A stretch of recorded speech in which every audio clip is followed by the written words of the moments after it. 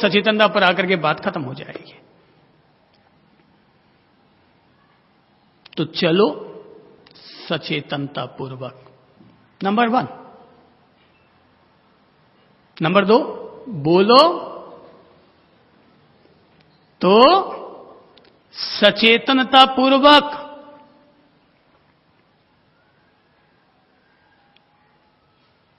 अगर अचेतनता पूर्वक बोल बैठे तो ये जीभ भाई साहब बहुत बड़े सत्यानाश करवा देती है, बहुत बड़े सत्यानाश करवा देती है। मैंने एक आदमी से पूछा, भैया तेरी हड्डी पसलियां कैसे टूट गई? बोले साहब इस जीभ भाई साहब के कारण। मैंने कहा जीभ के कारण तेरी हड्डी पसलियां कैसे टूट गई? बोले साहब जीभ चलती रहे और माथे पर जूते पड़ते रहे।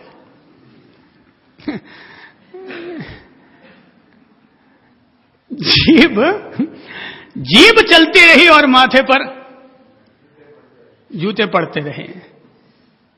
तो सचेतनता पूर्वक अगर हम बोलेंगे तो अपने आप जूते माथे पर आकर के नहीं गिरेंगे, और अचेतनता पूर्वक बेहोशी के साथ अगर बोलेंगे तो कब क्या हो जाए कोई पता नहीं है। यह जीभ संबंध बनाती भी है और तोड़ती भी है। यह जीभ लोगों के दिलों में मिठास घोलती भी है और जहर उगलती भी है।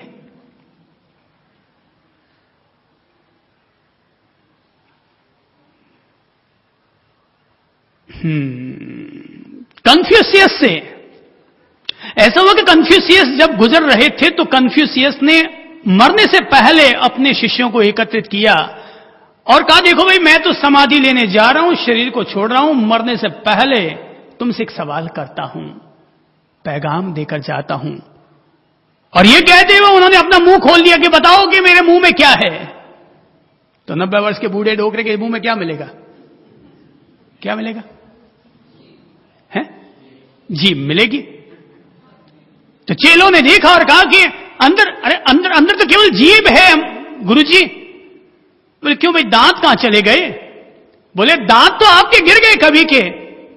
तो बच्चों क्या तुम बता सकते हो कि दांत क्यों गिर गए? क्योंकि वो क्या थे? हैं जी? अरे किसी गिर गए हो तो बता दो ना। इतना बूढ़ा कोई नहीं है यहां पर।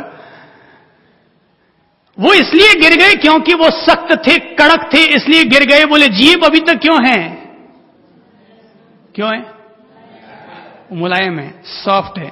तो बात समझ में आ गई ना जिंदगी की, कि जो सॉफ्ट होता है वो अंतिम पल तक रहता है, जो कड़क होता है वो कभी भी गिर सकता है। जो सॉफ्ट होता है, नरम होता है, मुलायम होता है, वो अंतिम क्षण तक हमारे साथ रहता है, पर जो कड़क होता है, सख्त होता है, वो कभी भी गिर सकता है। वो कभी भी गिर सकता है। और इसीलिए मैं एक चुटकुला कहा करता हूं, और जब मुझे भी किसी ने चुटकुला सुनाया तो मुझे भी बहुत मजा आया। और चुटकुला केवल इतना सा है कि 2 आदमी आपस में भिड़ पड़े, एक ने कहा मुक्का मारा तो 32 तोड़ दूंगा, दूसरे ने कहा है चुप रहे, मेरा मुक्का पड़ा तो 64 तोड़ दूंगा। तीसरे ने कहा साहब 32 तोड़ने वाली बात तो समझ में आती है, ये 64 वाली बात समझ में नहीं आती। उसने कहा मुझे पता था तू जरूर बीच में बोलेगा, तू जरूर बीच में बोलेगा।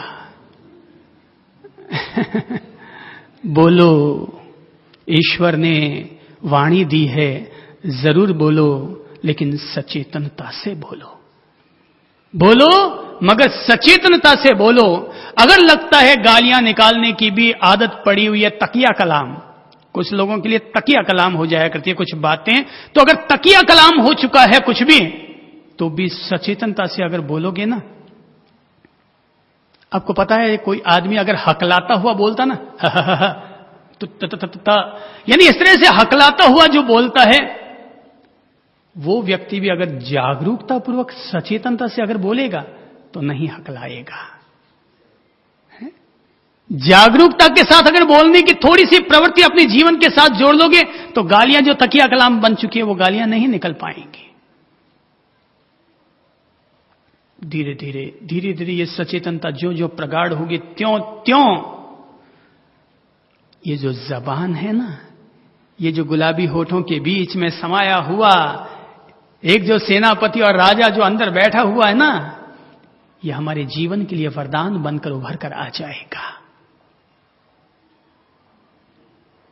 तो मैंने कहा सचेतनता से चलो, सचेतनता से बोलो,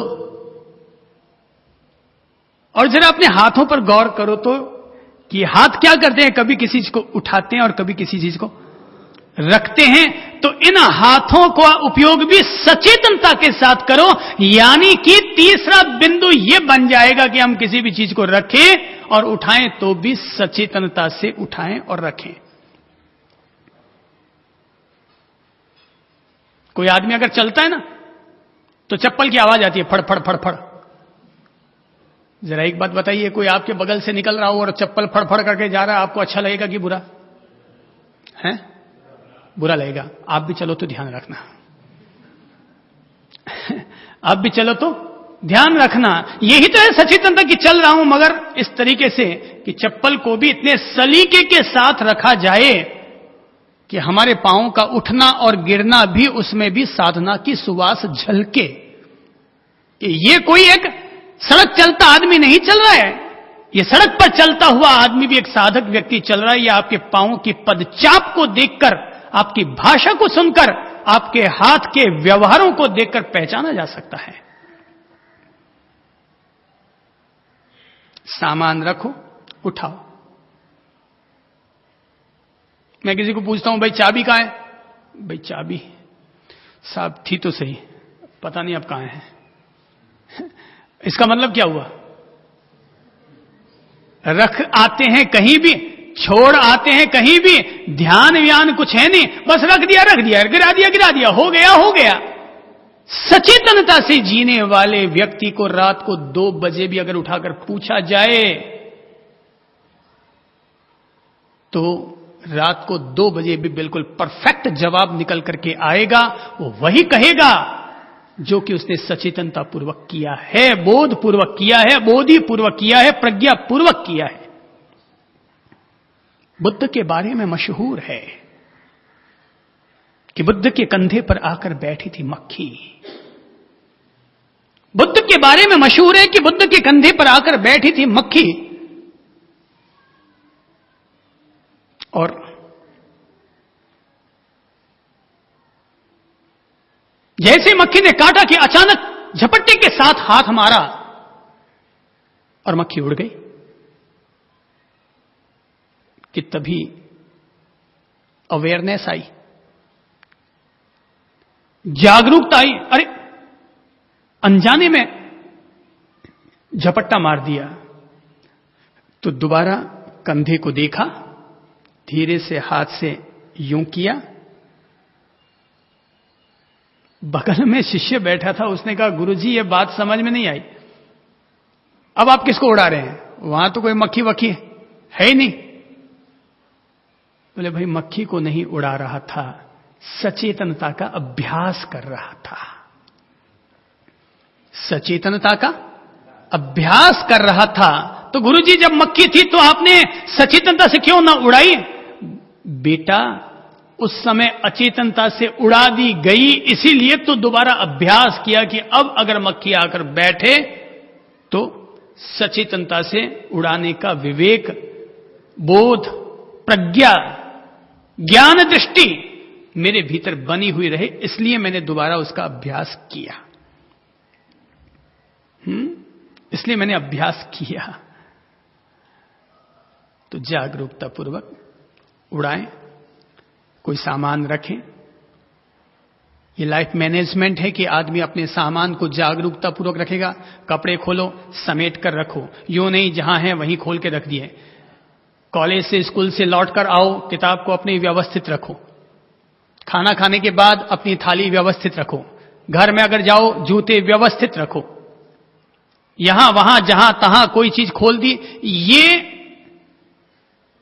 अव्यवस्था है, ये अचेतनता है। तो अपने कपड़े हो, वस्तु हो, सामान हो, रात को 2 बजे लाइट जाती है ना तो आदमी क्या करता है? टॉर्च ढूंढने के लिए इधर उधर चिल्लाने लगता है, टॉर्च कहां है, मम्मी मम्मी मम्मी टॉर्च कहां है। अरे भाई, तू खुद ही अगर अपनी टॉर्च को संभाल कर रखने की आदत डाल ले तो हाथ जहां गिरेगा ना, जैसे ही तुम हाथ रखोगे टॉर्च के लिए कि सीधी वो टॉर्च निकल करके आ जाएगी, क्योंकि सचेतनता पूर्वक वस्तु को रखा गया था।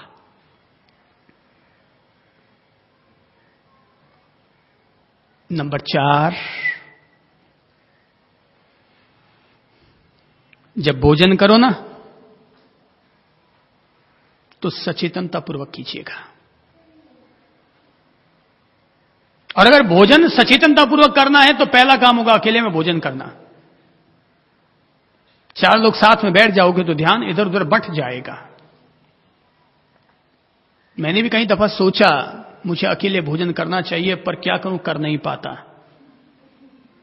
क्योंकि बचपन से ही भाई भाई साथ में खाने की आदत पड़ी हुई है। सो हिम्मत नहीं हो पाती कि नहीं भाई अब आज से तुम अलग खाओगे, मैं अलग खाऊंगा। ठीक है भाई, जो है समझौता गमों से कर लो।